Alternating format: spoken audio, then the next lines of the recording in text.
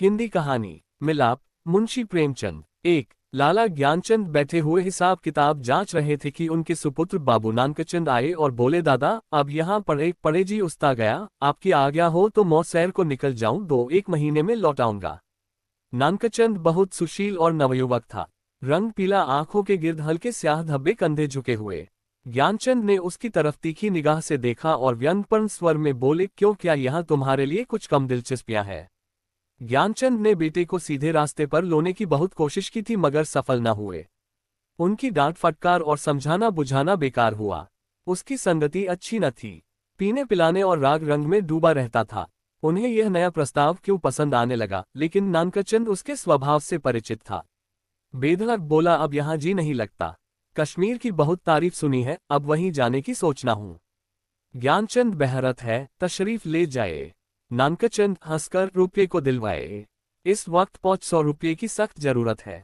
ज्ञानचंद, ऐसी फिजूल बातों का मुझसे जिक्र न किया करो, मैं तुमको बार बार समझा चुका। नानकचंद ने हट करना शुरू किया और बूढ़े लाला इनकार करते रहे, यहाँ तक कि नानकचंद झुंझलाकर बोला, अच्छा कुछ मत दीजिए, मैं यूं ही चला जाऊंगा।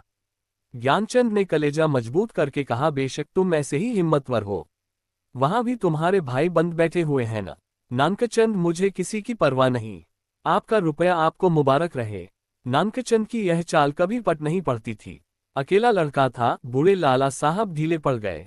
रुपया दिया, खुशामद की और उसी दिन नानकचंद कश्मीर की सैर के लिए रवाना हुआ। मगर नानकचंद यहाँ से अकेला न चला। उसकी प्रेम की बातें आज सफल हो गई थीं। पड़ोस में बाबू रामदास रहते थे। बेचारे सीधे सादे आदमी थे, सुबह दफ्तर जाते और शाम को आते, और इस बीच नानकचंद अपने कोटे पर बैठा हुआ उनकी बेवा लड़की से मोहब्बत के इशारे किया करता। यहाँ तक कि अभागी ललिता उसके जाल में आ फंसी। भाग जाने के मंसूबे हुए। आधी रात का वक्त था। ललिता एक साड़ी पहने अपनी चारपाई पर करवटें बदल रही थी। जेवरों को उतारकर उसने एक संदूकचे में रख दिया था। उसके दिल में इस वक्त तरह तरह के ख्याल दौड़ रहे थे और कलेजा जोर जोर से धड़क रहा था। मगर चाहे और कुछ न हो, नानकचंद की तरफ से उसे बेवफाई का जरा भी गुमान न था। जवानी की सबसे बड़ी नेमत मोहब्बत है और इस नेमत को पाकर ललिता अपने को खुशनसीब समझ रही थी।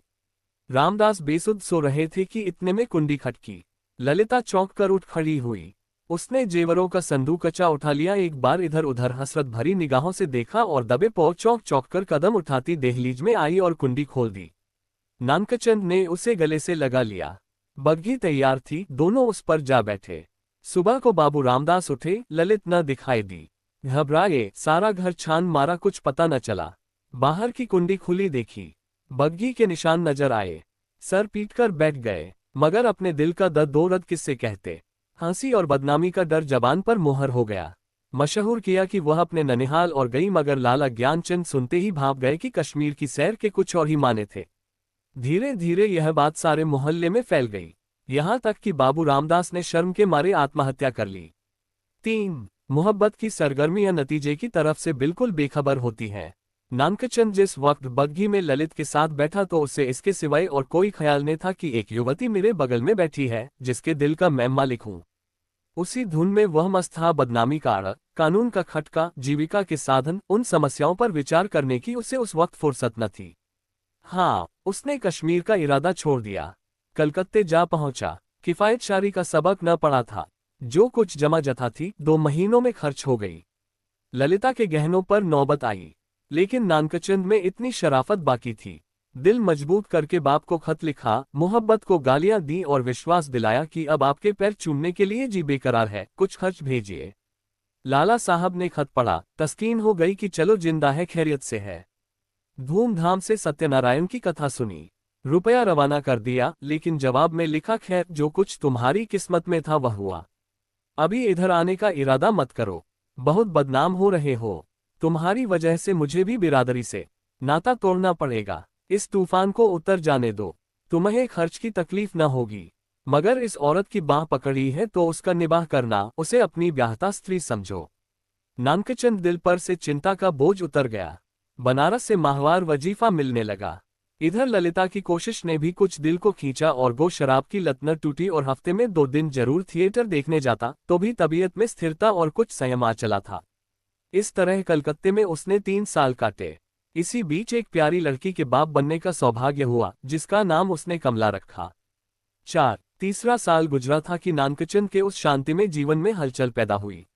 लाला ज्ञानचंद का 50वां साल था, जो हिंदुस्तानी रईसों की प्राकृतिक आयु है। उनका स्वर्गवास हो गया और ज्यों ही यह खबर नानकचंद को मिली, वह ललिता के पास जाकर चीखें मार मार कर रोने लगा। जिंदगी के नए नए मसले अब उसके सामने आए। इस 3 साल की संभली हुई जिंदगी ने उसके दिल शोहदेपन और नशेबाजी का ख्याल बहुत कुछ दूर कर दिए थे। उसे अब ये फिक्र सवार हुई कि चलकर बनारस में अपनी जायदाद का कुछ इंतजाम करना चाहिए, वरना सारा कारोबार में अपनी जायदाद का कुछ इंतजाम करना चाहिए, वरना सारा कारोबार धूल में मिल जाएगा। लेकिन ललिता को क्या करूं? अगर इसे वहां लिए चलता हूं तो 3 साल की पुरानी घटनाएं ताजी हो जाएगी और फिर एक हलचल पैदा होगी जो मुझे हुकाम और हमजोहलिया में जलील कर देगी। इसके अलावा उसे अब कानूनी औलाद की जरूरत भी नजर आने लगी। यह हो सकता था कि वह ललिता को अपनी ब्याहता स्त्री मशहूर कर देता, लेकिन इस आम ख्याल को दूर करना असंभव था कि उसने उसे भगाया है। ललिता से नानकचंद को अब वह मोहब्बत न थी जिसमें दर्द होता है और बेचैनी होती है।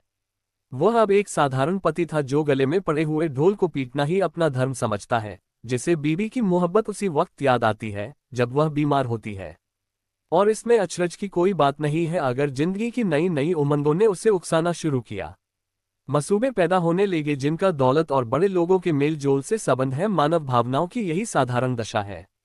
नानकचंद अब मजबूत इरादे के साथ सोचने लगा कि यहां से क्यों कर भागूं। अगर लजाजत लेकर जाता हूं तो 2-4 दिन में सारा पर्दाफाश हो जाएगा। अगर हीला किए जाता हूं तो आज के तीसरे दिन ललिता बनरस में मेरे सर पर सवार होगी। कोई ऐसी तरकीब निकालूं कि इन संभावनाओं से मुक्ति मिले। सोचते सोचते उसे आखिर एक तदबीर सूझी। वह एक दिन शाम को दरिया की सैर का बहाना करके चला और रात को घर पर न आया। दूसरे दिन सुबह को एक चौकीदार ललिता के पास आया और उसे थाने में ले गया। ललिता हैरान थी कि क्या माजरा है। दिल में तरह तरह की दुश्चिंताएं पैदा हो रही थी। वहां जाकर जो कैफियत देखी तो दुनिया आंखों में अंधेरी हो गई। नानकचंद के कपड़े खून में तरबतर पड़े थे। उसकी वही सुनहरी घड़ी, वही खूबसूरत छतरी, वही रेशमी साफा, सब वहां मौजूद था। जेब में उसके नाम के छपे हुए कार्ड थे। कोई संदेश न रहा कि नानकचंद को किसी ने कत्ल कर डाला। 2-3 हफ्ते तक थाने में तहकीकातें होती रही और आखिरकार खूनी का पता चल गया। पुलिस के अफसरा को बड़े बड़े इनाम मिले। इसको जासूसी का एक बड़ा आश्चर्य समझा गया। खूनी ने प्रेम की प्रतिद्वंद्विता के जोश में ये काम किया, मगर इधर तो गरीब बेगुनाह खूनी सूली पर चढ़ा हुआ था और वहां बनारस में नानकचंद की शादी रचाई जा रही थी।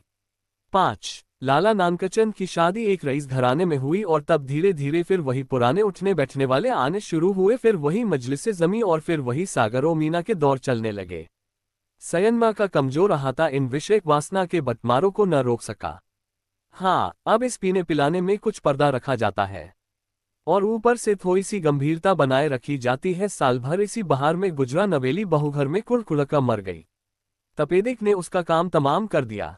तब दूसरी शादी हुई, मगर इस स्त्री में नानकचंद की सौंदर्य प्रेमी आंखों के लिए कोई आकर्षण न था। इसका भी वही हाल हुआ। कभी बिना रोए और मुंह में नहीं दिया। 3 साल में चल बसी। तब तीसरी शादी हुई। ये औरत बहुत सुंदर थी, अच्छी आभूषणों से सुसज्जित। उसने नानकचंद के दिल में जगह कर ली। एक बच्चा भी पैदा हुआ था और नानकचंद गार्हस्थ्य की आनंदों से परिचित होने लगा। दुनिया के नाते रिश्ते अपनी तरफ खींचने लगे, मगर प्लेग के लिए ही सारे मंसूबे धूल में मिला दिए। पतिप्राणा स्त्री मरी। 3 बरस का प्यारा लड़का हाथ से गया और दिल पर ऐसा दाग छोड़ गया जिसका कोई मरहम न था। उच्च श्रृंखलता भी चली गई, अय्याशी का भी खात्मा हुआ। दिल पर रंजोगम छा गया और तबीयत संसार से विरक्त हो गई। 6. जीवन की दुर्घटनाओं में अक्सर बड़े महत्व के नैतिक पहलू छिपे हुआ करते हैं। इन संयमों ने नानकचंद के दिल में मरे हुए इंसान को भी जगा दिया। जब वह निराशा के यातनापूर्ण अकेलपन में पड़ा हुआ इन घटनाओं को याद करता तो उसका दिल रोने लगता और ऐसा मालूम होता कि ईश्वर ने मुझे मेरे पापों की सजा दी है। धीरे धीरे ये ख्याल उसके दिल में मजबूत हो गया। उफ, मैंने उस मासूम औरत पर कैसा जुल्म किया, कैसी बेरहमी की। यह उसी का दंड है। ये सोचते सोचते ललिता की मायूस तस्वीर उसकी आंखों के सामने खड़ी हो जाती और प्यारी मुखड़े वाली कमला अपने मरे हुए सौतेल भाई के साथ उसकी तरफ प्यार से दौड़ती हुई दिखाई देती। इस लंबी अवधि में नानकचंद को ललिता की याद तो कई बार आई थी, मगर भोग विलास पीने पिलाने की उन कैफियतों ने कभी उस ख्याल को जमने नहीं दिया। एक धुंधला सा सपना दिखाई दिया और बिखर गया। मालूम नहीं दोनों मर गई या जिंदा है। अफसोस, ऐसी बेकसी की हालत में छोड़कर मैंने उनकी सुध तक न ली। उस नेकनामी पर धिक्कार है जिसके लिए ऐसी निर्दयता की कीमत देनी पड़े। ये ख्याल उसके दिल पर इस बुरी तरह बैठा कि एक रोज वह कलकत्ता के लिए रवाना हो गया।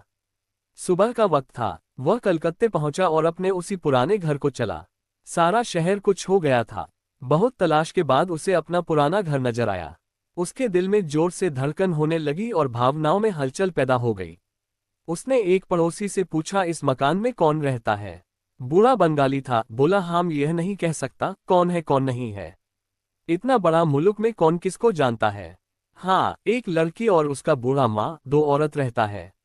विधवा है, कपड़े की सिलाई करता है। जब से उसका आदमी मर गया तब से यही काम करके अपना पेट पालता है। इतने में दरवाजा खुला और एक 13-14 साल की सुंदर लड़की किताब लिए हुए बाहर निकली। नानकचंद पहचान गया कि यह कमला है। उसकी आंखों में आंसू उमड़ आए। बेअख्तियार जी चाहा कि उस लड़की को छाती से लगा ले। कुबेर की दौलत मिल गई। आवाज को संभाल कर बोला, बेटी, जाकर अपनी अम्मा से कह दो कि बनारस से एक आदमी आया है। लड़की अंदर चली गई और थोड़ी देर में ललिता दरवाजे पर आई। उसके चेहरे पर घूंघट था और गो सौंदर्य की ताजगी न थी, मगर आकर्षण अब भी था। नानकचंद ने उसे देखा और एक ठंडी सांस ली। पतिव्रत और धैर्य और निराशा की सजीव मूर्ति सामने खड़ी थी। उसने बहुत जोर लगाया, मगर जब अंत न हो सका, बरबस रोने लगा। ललिता ने घूंघट की आव से उसे देखा और आश्चर्य के सागर में डूब गई। वह चित्र जो हृदय पट पर अंकित था और जो जीवन के अल्पकालिक आनंदों की याद दिलाता रहता था, जो सपनों में सामने आकर कभी खुशी के गीत सुनाता था और कभी रंज के तीर चुभाता था, इस वक्त सजीव सचल सामने खड़ा था। ललिता पर बेहोशी छा गई, कुछ वही हालत जो आदमी को सपने में होती है। वह व्यग्र होकर नानकचंद की तरफ बढ़ी और रोती हुई बोली, मुझे भी अपने साथ ले चलो। मुझे अकेले किस पर छोड़ दिया है, मुझसे अब यहाँ नहीं रहा जाता। ललिता को इस बात की जरा भी चेतना न थी कि वह उस व्यक्ति के सामने खड़ी है जो एक जमाना हुआ मर चुका, वरना शायद वह चीख कर भागती। उस पर एक सपने की सी हालत छाई हुई थी। मगर जब नानकद ने उसे सीने से लगाकर कहा, ललिता, अब तुमको अकेले न रहना पड़ेगा, तुम्हें इन आंखों की पुतली बनाकर रखूंगा। मैं इसीलिए तुम्हारे पास आया हूं। मैं अब तक नरक में था, अब तुम्हारे साथ स्वर्ग को सुख भोगूंगा। तो ललिता चौंकी और छिटक कर अलग हटती हुई बोली, आंखों को तो यकीन आ गया मगर दिल को नहीं आता। ईश्वर करे ये सपना न हो। जमाना, जून 1913।